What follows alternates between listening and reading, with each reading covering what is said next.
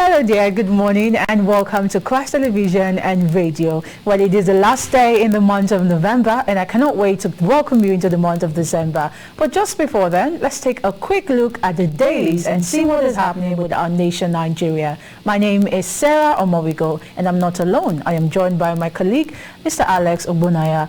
And of course, we've got another analyst in the building, not the one you guys are familiar with, a different face this morning. Good morning, sir. Chief Onosuke, it's a pleasure to have you. Thank you for having me. All right. So yes, like I said, without wasting much time, let's quickly look at the dailies and see what has been happening in Nigeria. And the first paper up for review this morning will be that of the Daily Trust. And the big story says, security gets lion's share as Tinubu presents 27.5 trillion naira budget. That is 2024 fiscal year. Security gets the lion's share, and kick underneath that story says recurrent takes 18.51 trillion naira, capital 8.7 trillion naira. President wants proposal passed in 1 month. 87 trillion naira debt worrying, reduce it, says Akpabio. Past budget failed to meet expectations, speakers. Budget estimates would bring economic depression, says PDP. Well, a lot of comment on the budget. All of these you can find on page 4 of the Daily Trust. We're still on the paper. Other headline says, old new naira notes remain a legal tender, coming from the Supreme Court. More on that story, check page 6. And on page 3 of the Daily Trust, NSCDC personnel open fire on students in Abuja. Denying us Kano mandate would ignite crisis. NNPP tells ECOWAS, EU, UK and US. Well, you can read more on this on page 11 of the Daily Trust. International Day of Solidarity with Palestinians. UN reiterates two-state solution. You can read more on this on page 5. While on page 26 says Abuja flight diversion to Asaba. Controversy as dispatchers controllers disagree. Bandits kill 18 hunters in Taraba. You can read more on this on page 25 and 26 of the Daily Trust. Because of time, the last headline that I could take from the Daily Trust says 25 killed, 15 injured in Kwara Road crash.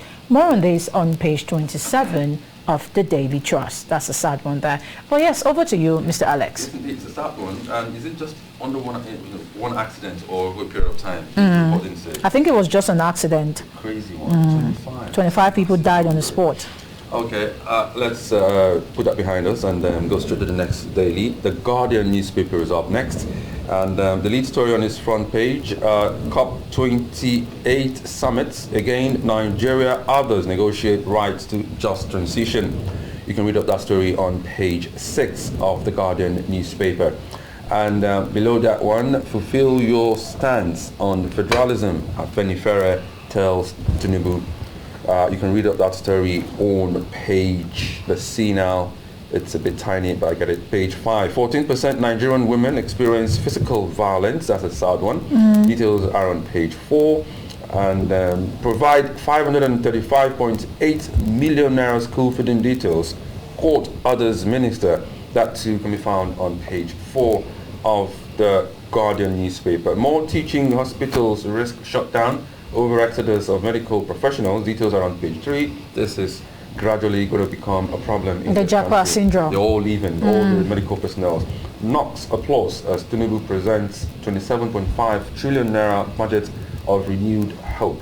Details are on page 6 of the Guardian, and I think that's all we have from the Guardian newspaper. All right. Okay, Sarah. Thank you very much. That brings us to the next paper, and that is the Punch. Well, the leading story says 2024 budget, defense, education, roads gets 6.7 trillion naira. Federal government eyes 10.4 trillion naira tax. A kick underneath the story says President targets PPP to finance infrastructure, plans huge IGRO, fresh loans, asset sale.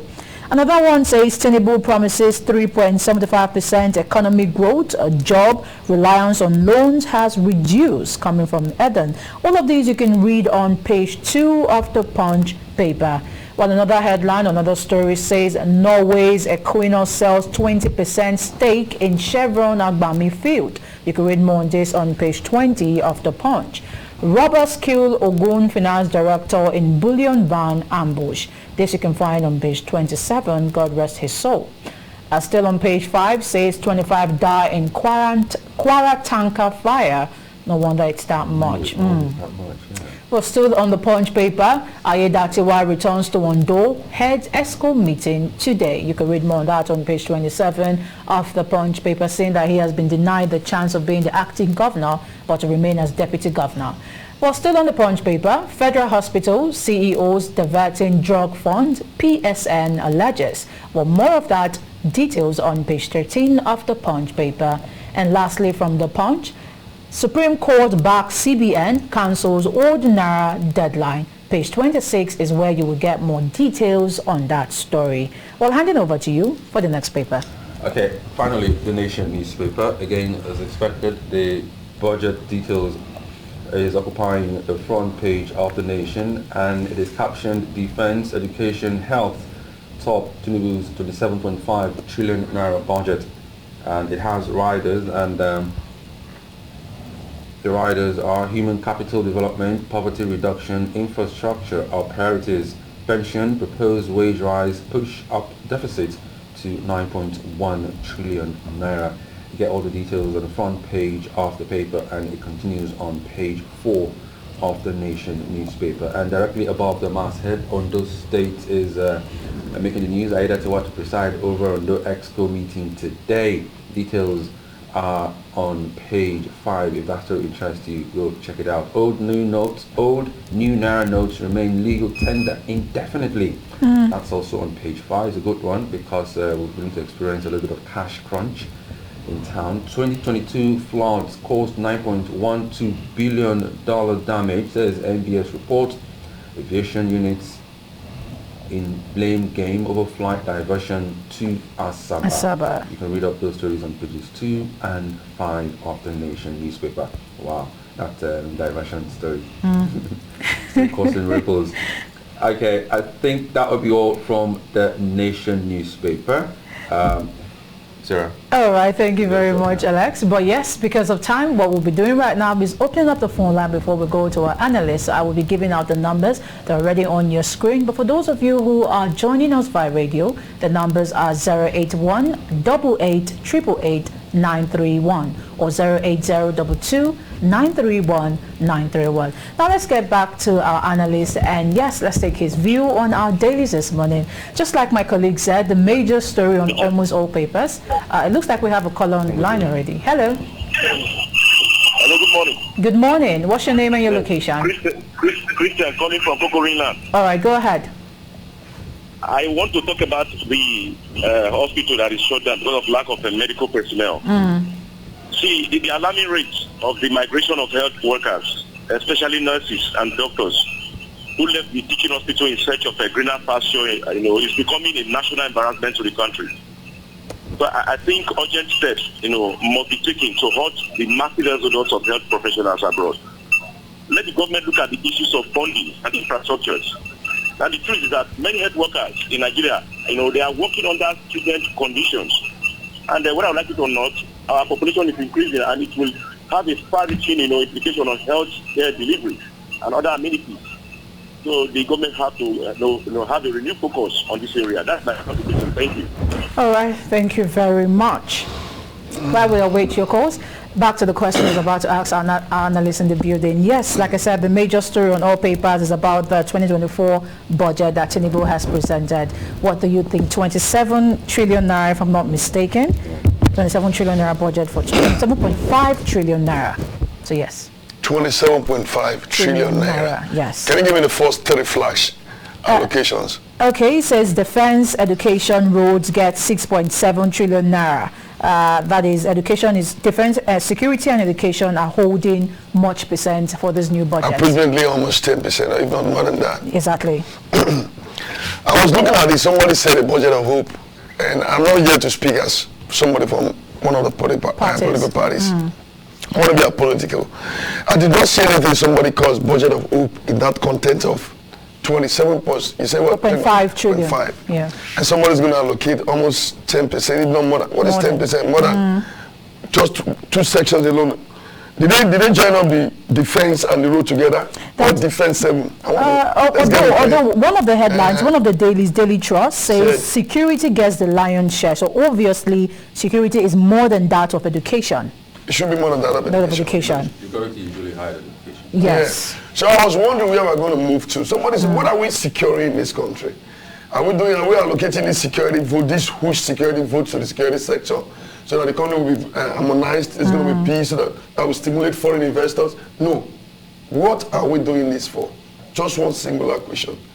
We are allocating this huge amount for a section of the country because of insurgents. We are allocating this huge amount and we know what is going on. If big names like Hall Mustafa, former Major Mustafa, who was so close to late Abacha, then the video is everywhere, his press conference is everywhere, that we know the source of what is happening in the north. We know the source, that when he was in power, there was some foreign satellite exploration from the German and Algeria economy, something like that. It was a twin venture, and they came when they were in power. And he posted it online to say, when they came, there was a satellite exploration to look for minerals in the north. And he boldly said before the press that what they found in Sibisa Island alone is enough for Nigeria to beat 20 Dubai in 2 years. Hence the Sabisa issue that has been happening over years. And somebody is telling you that what is happening there is not ethnicity, it is not religiosity, it is not a crisis of I'm a Muslim or I'm a Christian. Not tribalism or any of that. It's just they try to make some polarization by burning churches or mosques and to make it a diversion, exactly. From the content. Somebody has said this. He doesn't hide it. He goes around the world to make this preaching. Hall Mustafa makes the preaching every day before the presidency, before everybody, before CNN. And somebody's coming back to tell that this is what is happening. They are contemplating interest in the mineral deposits. And if you look at the area, the flashpoint where these things are coming from, this insecurity, and the mineral deposit area, from the statistics it shows from the satellite exploration they did. You understand what I'm saying? So what we are saying, if you know this, are we telling you that the internal insurgents are more powerful than the Nigerian Defense Council? That is the bold question which you ask. Are they telling us that is it foreigners that are inside that place that are exploring our mineral, that are trying to comfort themselves, kill themselves, that is bringing insecurity? So are you saying they're telling us a different story? A different story from what is really happening there? Yeah! And now saying that the next year's budget is still, the bigger portion of it is still allocated that's what I'm saying. So what I'm trying to say here is, don't you think it's a waste of funds allocating this? So it's not a hope. They know what they should do. They know what they should do. It's like a direct access. Somebody has said it. This is a prominent Nigerian. I repeat, Major Hall Mustafa retired. A prominent Nigerian in the Defense and Security Council of this country. He was almost in charge of this security when Abacha was there. Yeah. And somebody came out with this video all over the place in the newspapers. He's telling us that is the source of the issue. It's like knowing you have a snake bite, you're drinking water instead of treating the snake bite. So all these things I think are just manipulation. So I call this budget of retrogression. Let's look at other stories other from the issues headline. now. The Japa syndrome. Exactly. Our hospitals are fast becoming something else. Some hospitals are shutting down some sections. Over 150,000 words in lawsuits. Workers, medical practitioners, doctors, nurses, all of them are leaving the country. They should leave because of instability. I'm not encouraging it. Every professional, every human being is insatiable. Like, you know what, if you got a greener pasture in Canada, in the Western world, you want to go there. If you want to go there, you're free. Because Nigeria, we are not prepared to leave the spiral board we are. We are just top of the spiral. We don't spin up. What we do, we stabilize. We're just calling ourselves right there. So what I'm trying to say is that with the spread of things going on, I'm predicting that within the region of another another half a decade, Nigeria should not be boasting of 1,000 medical doctors. Hopefully, you know what I'm saying is, you see, it's a different world because we don't understand. Not that our people are just jackpot on any column. Say they go for medical tourism or medical engagement overseas because of the greener pastures. No, there's a deficiency there. Let's use UK as a case study. The average of UK citizens who are into the medical field today, especially professionals like surgeons and stuff like that, they're now up to 10%. They're indigent. You see, because they've developed a climax. All they needed now is to monitor their policies, regulate. They don't have to worry about They don't worry anything again. So They've succeeded in making the Western economy, they've succeeded in making a development index up to the standard that if you're a citizen and you gave your service to the country at the age of 60 or 65, when you retire, you will enjoy even more than 15 years. What am I trying to say? They don't want to bother themselves doing things. They call it, you say medical greener pasture, but it's naturally black neocolonialism. Exactly. That's what is going on right now. See, in the US, you go to the database, the Hispanics, the Mexicans, you know, even Asians, combine them, and the black Afrocentric American, the black Americans, and even the Native Americans, they are responsible. They drive the American economy. The red skin, as they call them, or the real white American. I want to tell you this. At the age of 50, there's a way to do it. You've retired, or 60, 65, you've retired. You will see a black man in America, Afrocentric American, at the age of 75, he's still working, still a security man.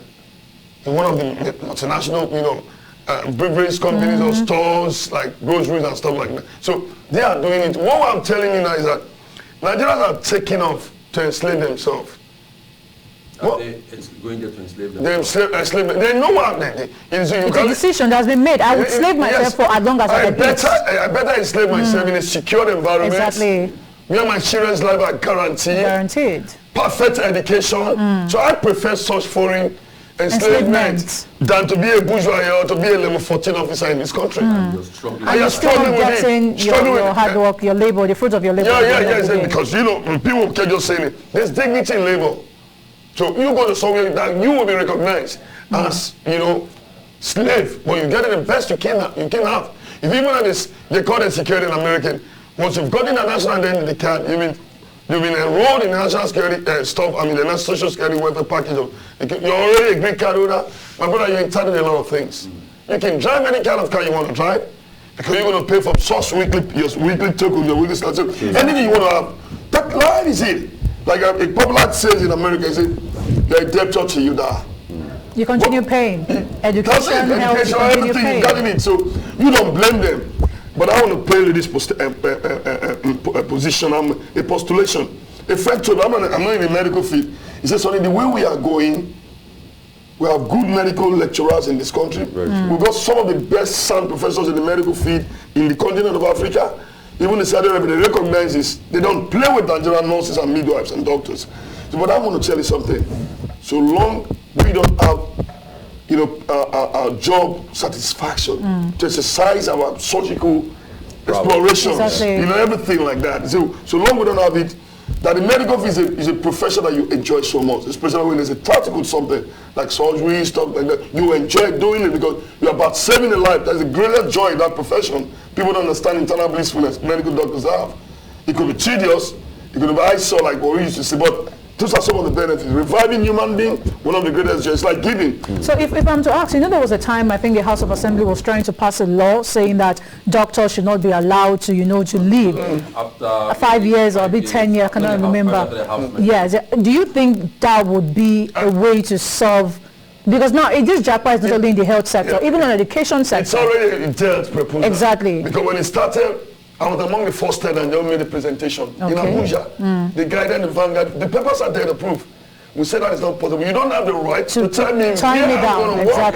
Because you didn't give me the free education. Even if you give the free education, we're not in a communist country like Russia or South Korea, whereby you conscript everybody to one way. You didn't train me. My parents sold their single to train me. I became a medical doctor. You want to tell me after my service to the country for 1 year or housemanship, you don't have a right over me. You don't even have a right over my housemanship. If I serve my country, I feel jackpot. I go just come out. What you person they do, you go come out. Okay. But my encouragement is that I just believe Nigeria is going to be good someday.